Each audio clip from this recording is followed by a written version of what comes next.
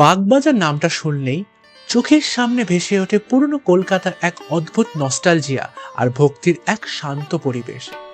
বাগবাজার সর্বজনীন পুজো প্যান্ডেলে মাঠটা ছাড়িয়ে কিছুটা এগালেই বাদিকে সেই চেনা গলি। এই গলি ধরে সামান্য কিছুটা হেঁটে গেলেই আমরা পৌঁছে যাই আমাদের পরম শান্তির আশ্রয় মায়ের বাড়িতে, শ্রীমা সারদার কাছে। গন্তব্য যখন মায়ের বাড়ি, তখন পা দুটো যেন একটু বেশি দ্রুত চলে, মন পড়ে থাকে আনন্দময় দর্শনে। আর সেই ব্যস্ততার মাঝেই আমাদের অলক্ষ্যে থেকে যায় এক অসামান্য ইতিহাস।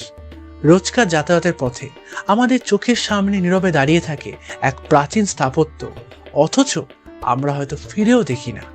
2x3 রামকৃষ্ণের এই মহাযোগেশ্বরী আশ্রম অন্নপূর্ণা মন্দির যেন এক গুপ্ত রত্ন।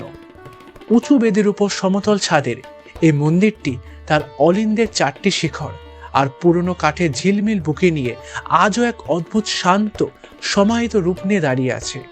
1329 বঙ্গাব্দে তৈরি মন্দিরে ইট কাঠ পাথরের পরতে পরতে যেন মিশে আছে 100 বছরের বেশি সময়ের ভক্তি, বিশ্বাস আর না বলা কত না জানি গল্প। গর্ভগৃহে স্নিগ্ধ অন্ধকারে তাকালে এক মুহূর্তের জন্য যেন সময় থমকে যায়। সিংহাসনে আসীন অষ্টধাতুর মা অন্নপূর্ণা, যা ডান হাতে অন্নদানে হাতা, বাঁ হাতে অন্ন পাত্র, আর মায়ের ঠিক পাশেই যেন এক পরম নির্ভরতায় দাঁড়িয়ে আছেন দেবাদিদেব মহাদেব। কাঁধে তার ভিক্ষার ঝুলি, হাতে ভিক্ষা পাত্র। কত শত পুণ্যার্থী প্রতিদিন এই রাস্তা দিয়ে মায়ের বাড়ির দিকে হেঁটে যান, অথচ এই প্রাচীন মন্দিরটি তার অপূর্ব স্থাপত্য আর এক বুক নীরবতা নিয়ে আজও যেন একটু অপেক্ষাতেই থাকে।